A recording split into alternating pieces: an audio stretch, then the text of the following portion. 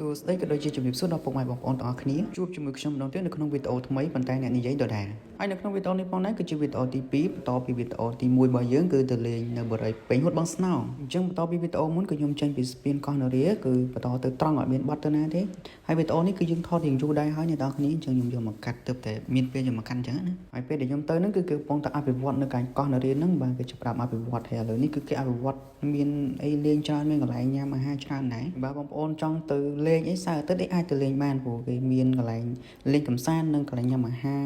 អីច្រើនអញ្ចឹងពេលហ្នឹងខ្ញុំទៅក៏កន្លែងនេះគឺគេអត់តន់ធ្វើផ្លូវធ្វើដែរប៉ុន្តែបច្ចុប្បន្ននេះគឺគេធ្វើផ្លូវស្អាតហើយពេលដែលខ្ញុំទៅហ្នឹងគឺរៀងហុយព្រោះដោយសារគេអត់តន់ធ្វើផ្លូវអញ្ចឹងណាអញ្ចឹងយើងជិះទៅរៀងហុយតិចប៉ុន្តែបច្ចុប្បន្ននេះគឺលេងហុយអីគឺយើងធ្វើជាផ្លូវកស៊ូហើយអស់ហើយបាទអញ្ចឹងអាចទៅលេងបានហើយផ្លូវវិញក៏ស្រួលជិះជាងមុនផងដែរអញ្ចឹងបន្ទាប់ពីចេញពីកោះស្ពានកោះនរាមកគឺយើងទៅត្រង់រហូតទៅដល់កន្លែងច្រកចេញនេះអ្នកទាំងអស់គ្នាគឺផ្លូវជាលេខ1មកដល់ខ្លងទ្វារដែលត្រូវចេញហើយយើងអត់មានបត់ទៅណាទេគឺយើងបត់ខាងស្ដាំដៃបន្តិចមកគឺយើងក៏បត់ខាងឆ្វេងដៃវិញហើយផ្លូវបត់ចូលយើងអាចបត់ចូលតាមផ្លូវខាងឆ្វេងដៃនឹងក៏បានឬក៏យើងអាចទៅមុខតិចទៀតយើងចាំមកយើងបត់ខាងឆ្វេងដៃក៏បានដែរនិយាយទៅលើកទី1ដែរអញ្ចឹងអត់សូវស្គាល់ផ្លូវទេគឺទៅហ្នឹងគឺសួរគេរហូតតាមផ្លូវណាជួបគេសួរគេអញ្ចឹងណាព្រោះដោយសារយើងស្គាល់ដែរតែតិចតួចអញ្ចឹងទៅនៅស្ទើរកន្លែងណាអត់ច្បាស់យើងឈប់សួរគេដូចកន្លែងនេះអញ្ចឹងគឺខ្ញុំឈប់សួរបងដែលគាត់សន្តិសុខនៅកន្លែងហ្នឹងគឺខ្ញុំឈប់សួរគេហើយបានយើងបន្ត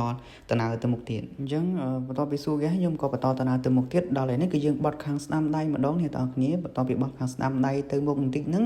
គឺយើងមានផ្លូវបត់ខាងឆ្វេងដៃម្ដងអញ្ចឹងយើងបត់ខាងឆ្វេងដៃទៅបន្ទាប់ពីបត់ខាងឆ្វេងដៃហើយគឺយើងទៅត្រង់ទៀតអញ្ចឹងកន្លែងនេះគឺលែងមានកន្លែងបត់ហើយគឺយើងទៅត្រង់រហូតអញ្ចឹងណាពេលដែលខ្ញុំទៅលេងហ្នឹងគឺយើងទៅទទួលចូលរួមក្នុងកម្មវិធីទទួលសញ្ញាបត្ររបស់បងប្រុសអញ្ចឹងណាអញ្ចឹងនេះយើងចាប់ដើរមកដល់ផ្លូវដែលយើងត្រូវចូលទៅបរិយាហ្នឹងហើយអញ្ចឹងយើងជិះទៅមុខត្រង់រហូតអត់មានបត់ឆ្វេងបត់ស្ដាំទៅណាទេយើងឆ្លងហត់ផ្លូវនឹងបន្តិចគឺយើងដល់មុខហ្នឹងគឺយើងដល់ផ្លូវដល់បរិយាហ្នឹងតែម្ដងបាទអញ្ចឹង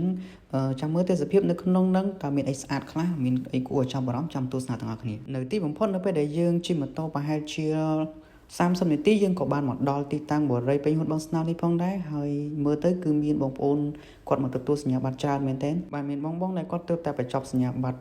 នឹងគឺគាត់ទៅទទួលសញ្ញាបត្រនៅបរិយាពេញហួតនឹងផងដែរហើយទេសភាពវិញនិយាយពីអែមខ្លាំងមែនទែននេះគឺយើងត្រូវដើរទៅរកគ្នាដោយសារតែមានគ្នាខ្ញុំមកនឹងគាត់មកមុនអញ្ចឹងណាអញ្ចឹងយើងក៏មកក្រោយគេយើងត្រូវដើរទៅរកគាត់នេះកន្លែងនេះវិញគឺកុំច្រឡំថានៅប្រទេសគេនៅប្រទេសបារាំងអីគឺមិនមែនទេគឺនៅប្រទេសខ្មែរយ៉ាងទេនៅក្នុងបរិវេណបរិយាពេញហួតបងស្នោហ្នឹងឯងអញ្ចឹងអ្នកដែលធ្លាប់ទៅលេងអ្នកដែលធ្លាប់គាត់ចូលឯងគឺគាត់ដឹងពីទីកន្លែងហ្នឹងហើយដឹងពីការរៀបចំនៅកន្លែងហ្នឹងហើយថាស្អាតប៉ុណ្ណឹងហើយនៅពេលដែលមានការរៀបចំទទួលសញ្ញាបត្រអញ្ចេះទៀតគឺមានការលក់ផ្កាលក់អីគឺកាន់តែស្អាតថែមទៀតជាពិសេសនៅការរៀបចំនៅក្នុងនឹងតែម្ដងបាទគឺមានសួនមានអីអញ្ចឹងគឺកាត់ឡើងស្អាតតែម្ដងបាទអញ្ចឹងបើបានទៅលេងហើយពិតជាមិនខុសបំណងទេព្រោះទេសភាពនៅកន្លែងការរៀបចំវិញគឺអែមខ្លាំងមែនទែនអញ្ចឹងខ្ញុំក៏បន្តដំណើរទៅរកគ្នារបស់ខ្ញុំសិនព្រោះយើងអត់ទាន់បានជួបជុំគ្នាទេដោយសារគេនៅចាំខាងនោះហើយខ្ញុំនៅខាងនេះអញ្ចឹងកុំឲ្យចំណាយពេលយូរយើងក៏ទៅរកគ្នាហើយនេះយើងចាប់ផ្ដើមឃើញគ្នាបដាហើយមើលតែផ្កាទៅមានគ្រប់ពណ៌គ្រប់ម៉ូដគាត់នៅឃើញក៏ចង់បានដែរប៉ុន្តែអត់មានអ្នកទិញឲ្យអញ្ចឹងបានត្រឹមតែមើលក៏អស់ចិត្តផងដែរព្រោះមើលទៅគឺស្អាតខ្លាំងមែនតើចម្រុះពណ៌អញ្ចឹងយើងក៏បានបន្តដំណើរទៅមុខទៀតដើម្បីទៅជុំគ្នាសិនដើម្បីឲ្យមានរូបថតរូបថតអីជុំគ្នាអញ្ចឹងណានេះយើងចាប់ផ្ដើមហើយយើងឃើញគ្នាហើយបន្ទាប់ពីឃើញគ្នាហើយយើងក៏ចាប់ផ្ដើមធ្វើដំណើរទៅរកពួកគាត់ដើម្បីយើងថតរូបថតអីទៅជាអនុស្សាវរីយ៍ជុំគ្នាហើយក៏មិនអោយខាតដែរព្រោះខ្ញុំឃើញនៅនេះទេសភាពស្អាតអញ្ចឹងខ្ញុំក៏បានថតនៅទេសភាពដូចជានៅលើក្រោមស្ពាននេះគឺមានទឹកមានត្រីមាន